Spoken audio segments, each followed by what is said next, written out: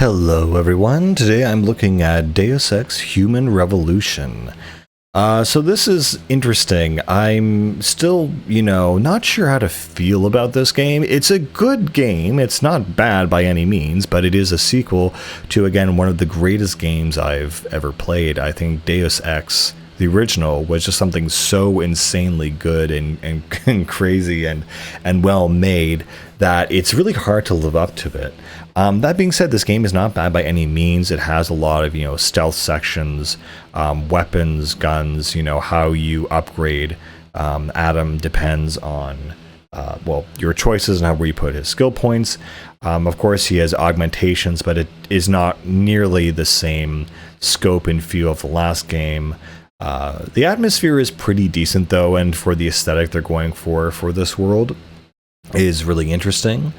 But essentially you play as Adam Jensen, another sort of special agent of the UNATCO, I believe, and so you are basically looking for uncovering the conspiracy of basically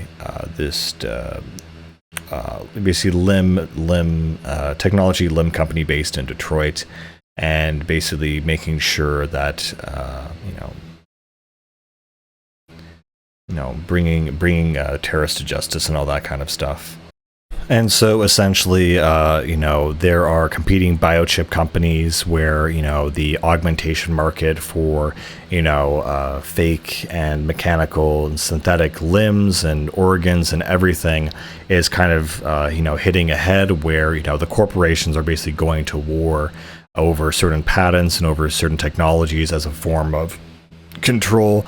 And there is this rebellion against the fully unaugmented humans against the half augmented other civilians, and kind of what is human and what constitutes a human right versus a non-human right, and where do you draw that line between human and non-human, obviously. In this game, you can still, upgrade and progress through different kind of upgrade paths for your different augmentations. You still have things like, hacking, stealth, vision, etc. And here, the overall game feels just a lot more streamlined and not quite as, atmospheric.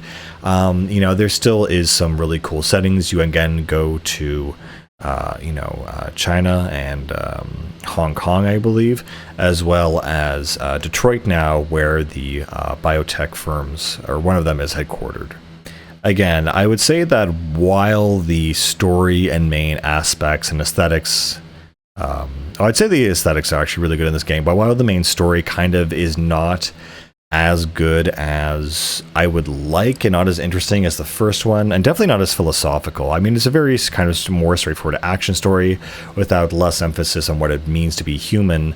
I think Adam Jensen as the main character is actually very interesting. His voice, his dialogue, his characterization is just in general super interesting to interact with and see, and just to see his character in action. He's very kind of charismatic and very interesting overall in this universe.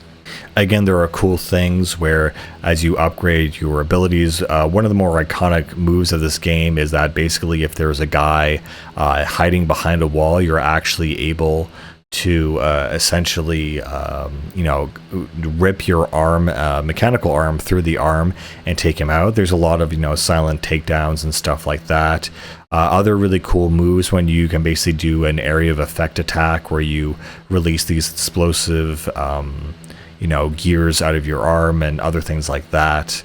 But most of the game is still gun-based and, based on gunplay. And the basic gameplay loops are, pretty much the same as the first game. Essentially, you do, combat, sneaking, mixed up with story cutscenes, and then you kind of go linearly through the game through a series of different levels and areas as slowly as the story reveals itself.